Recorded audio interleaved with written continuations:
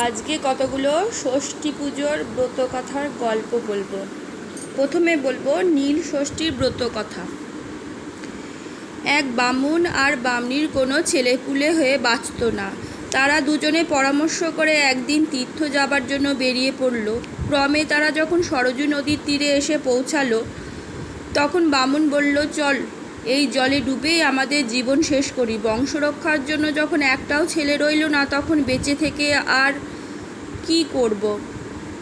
এই কথা বলে তারা নদীতে নামতে লাগলো। এমন সময় মা ষষ্ঠী এক বুড়ির রূপ ধরে এসে বলল, ওগো বাছারা, তোমরা আর বেশি দূরে যেও না, আর দূরে গেলে ডুবে মারা যাবে। বামুন আর বামনি তখন তাকে নিজেদের দুঃখের সব কথা বলল। মা ষষ্ঠী সব শুনে বলল, দোস্ত তোমাদেরই বাছা। সদ্যজাত শিশুর কান্না শুনে অহংকারে মত্ত হয়ে তোমরা সবসময় আমায় বলতো, বাবা আপদ গেলে বাঁচি। কখনো বলেছ কি যে, আহা ষষ্ঠীর দাস বেঁচে থাক, সেই পাপেই তোমাদের এই দুর্দশা।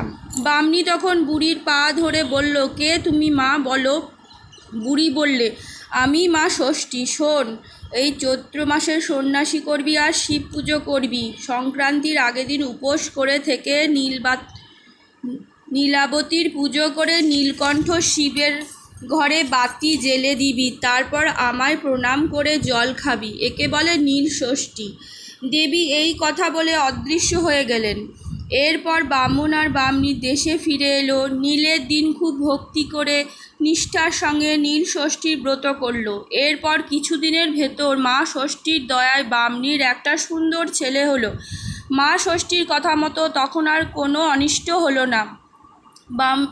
বামনির ব্রতের মাহাত্ম্য দেখে দেশে দেশে সবাই এই ব্রত পালন করতে আরম্ভ করলো।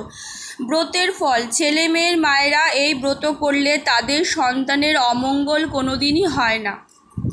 এরপরে আর একটা ব্রত বলবো, সেটা হলো অশোক ষষ্ঠী ব্রত কথা। অশোক ষষ্ঠী। সে যুগে তপবনে এক মুনি থাকতেন। বনটির চারিদিকে অনেক অশোক গাছ জন্মেছিল। মুনি একদিন সকালে পুজোর ফুল তুলতে তুলতে দেখলেন একটা অশোক গাছের গোড়ায় খুব সুন্দর একটা সদ্যজাত মেয়ে কাঁদছে।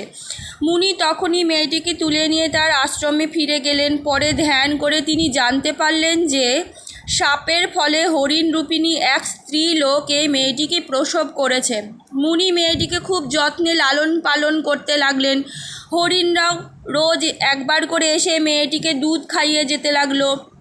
অশোক গাছের গোড়ায় তাকে পাওয়া গেছে বলে মুনি মেয়েটির নাম রাখলো অশোকা। এইভাবে মেয়েটি ক্রমে বেশ বড় হয়ে উঠল। এখন তার বিয়ে দেওয়ার দরকার। মুনি তখন মনে মনে স্থির করলেন যে পরের দিন সকালে প্রথমে তিনি যার মুখ দেখবেন তারই সঙ্গে অশোকার বিয়ে দেবেন। দৈবের লীলা কে বুঝবে। পরের দিন সকালে উঠে মুনি দেখতে পেলেন যে এক রাজপুত্র তার অনেক লোকজন নিয়ে আশ্রমের দরজায় অপেক্ষা করছে। মুনি তাকে জিজ্ঞাসা করলেন, তুমি এখানে এসেছো কেন? রাজপুত্র বলল, আমি মৃগয়া করতে বেরিয়েছিলাম। কাল রাত্রিরে খুব ঝড় জল হওয়ায় আর ফিরতে পারিনি। আপনার কুটিরে আশ্রয় নিয়েছিলাম। মুনি দেখলেন ভালো সুযোগ। তখন তিনি রাজপুত্রকে নিজের ইচ্ছার কথা জানালেন। মুনির কথা শুনে রাজপুত্র মেয়েটিকে বিয়ে করতে রাজি হলো, আর মুনি রাজপুত্রের হাত ধরে অশোকাকে তার হাতে সঁপে দিলেন। মুনি পরে বললেন, কুমার, আমি তোমার পরিচয় জানি না, আর তুমিও এর পরিচয় জানো না, তবুও আমার কথায় তুমি একে বিয়ে করলে। তুমি আর তোমার বাবা এ বিয়েতে খুশিই হবেন। অশোকা খুবই গুণের মেয়ে। তারপর মুনি আবার অশোকাকে বললেন, মা অশোকা, এই অশোক ফুলের বীজগুলো দিচ্ছি, নিয়ে যা, আর এখান থেকে যাবার পথে বীজগুলো রাস্তায় ছড়িয়ে দিস। তাহলে রাজবাড়ি পর্যন্ত অশোক গাছের সারি হয়ে যাবে, আর দরকার হলে তুই একলাই এই অশোক গাছের সারি ধরে আমার কাছে পথ চিনে আসতে পারবি। আর অশোক ফুলগুলো শুকিয়ে রেখে দিস। চৈত্র মাসে অশোক ষষ্ঠীর দিন ওগুলো খাস, তাহলে জীবনে কখনো শোক তাপ পাবি না। মুনিকে প্রণাম করে রাজপুত্র অশোকাকে সঙ্গে নিয়ে রাজবাড়িতে ফিরে গেল।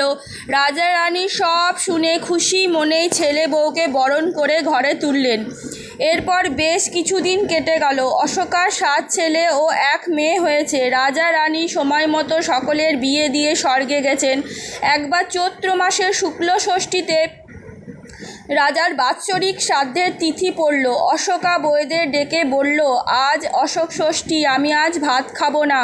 বউয়েরা তখন মুগ কড়াই সেদ্ধ করে দিল। সারাদিন কাজকর্ম করার পর ক্লান্ত হয়ে রাত্রিরে সকলে ঘুমিয়ে পড়ল। পরের দিন অশোকা দেখল যে ছেলে বউয়েরা কেউ ঘুম থেকে ওঠেনি। শেষে ঘরের দরজা ভেঙে ফেলে অশোকা দেখলে যে সকলেই বিছানায় মরে পড়ে আছে। এ অবস্থায় পড়ে অশোকার হঠাৎ মুনির কথা মনে পড়ে গেল। অমনি সে অশোক গাছের সারি ধরে মুনির কাছে গিয়ে হাজির হলো।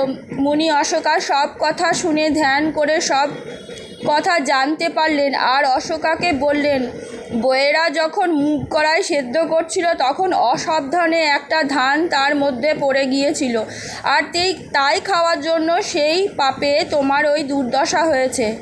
যাক, তুমি এই কমণ্ডলের জল নিয়ে গিয়ে তাদের গায়ে ছিটিয়ে দাও, তাহলেই দেখবে সকলে বেঁচে উঠবে। অশোক ষষ্ঠীর দিন খুব সাবধানে 6টি অশোক কুড়ি 6টি মুগ কড়াই দই দিয়ে খেয়ে তবে অন্য জিনিস খাস। মুনির কাছ থেকে কমণ্ডলের জল নিয়ে এসে অশোকা সবার গায়ে ছিটিয়ে দিতে তারা সকলেই বেঁচে উঠল। তারপর মায়ের মাহাত্ম্য ক্রমে ক্রমে দেশের সর্বত্র ছড়িয়ে পড়ল। ব্রতের ফল, এই ব্রত পালন করলে ছেলে মেয়েরা দীর্ঘজীবী হয়ে থাকে। এরপরে আর একটা গল্প ব্রতের। শীতল ষষ্ঠী। এবার হলো শীতল ষষ্ঠীর ব্রত কথা। কোনো এক দেশে এক বুড়ো বামুন ছিল। তার স্ত্রী বিন্দি ঠাকুরুন। বিন্দি ঠাকুরুনের ছিল ঠাকুর দেবতার উপর খুবই নিষ্ঠা। সে ছেলে বউ নাতি নাতনিদের নিয়ে বেশ সুখেই দিন কাটাচ্ছিল। একবার মাঘ মাসে শীতল ষষ্ঠীর দিন খুব কনকনে ঠান্ডা পড়ায় বিন্দি ঠাকুরুন শীতে কাতর হয়ে ব্রত পালন করতে পারল না। সে বেশ করে লেপ চাপা দিয়ে বিছানায় পড়ে রইল।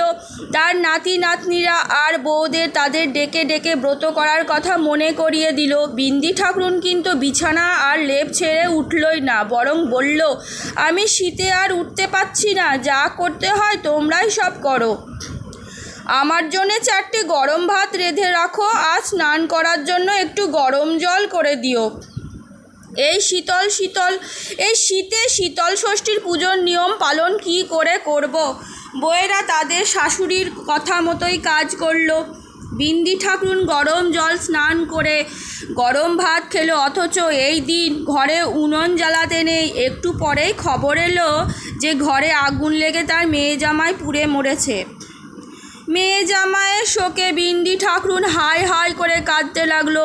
রাত্রিরে সে কিছুতেই ঘুমাতে না পেরে জেগেই বসে রইল। তার মধ্যে শুনতে পেল কে যেন তাকে বলছে, তোর বড্ড অহংকার হয়েছে, তাকে তুই অবজ্ঞা করেছিস, তার পাপেই আজ তোর এই দুর্দশা।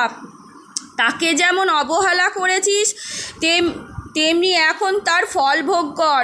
এই কথা শুনে বিন্দি ঠাকুরুন কাঁদতে কাঁদতে মা ষষ্ঠীর কাছে বারবার ক্ষমা চাইতে লাগলো। বলল, দোহাই মা ষষ্ঠী, এবার আমায় ক্ষমা করো, এমন কাজ আমি আর কখনো করব না। বিন্দি ঠাকুরুনের অনেক কাকুতি মিনতি করতে করতে তার ওপর মা ষষ্ঠীর দয়া হলো। মা ষষ্ঠী তখন বললেন, তুই এখনই মানত কর যে সামনের বছর মাঘ মাসের শুক্লা ষষ্ঠীর দিন তোর ছেলে মেয়ে জামাইয়ের কল্যাণের জন্য উপোস করবি আর আমার পুজো দিবি। জীবনে কখনো এমন দুর্বুদ্ধি করবি না। তোর মেয়ে জামাইকে এখনও দাহ করা হয়নি। যারা মৃতদেহ নিয়ে যাচ্ছিল, আমার ইচ্ছে ভয় পেয়ে তারা বনের ধারে মৃতদেহ ফেলে সবাই পালিয়ে গেছে। তুই আমার পুজো করে ঘটে জল আর নির্মাল্য নিয়ে লোকজন ওঠার আগেই ভোরবেলায় সেই বনের ধারে গিয়ে আমার নাম করে মৃতদেহের ওপর জল ছিটিয়ে নির্মাল্য ছিটিয়ে দিবি, তাহলে তোর মেয়ে জামাই বেঁচে উঠবে।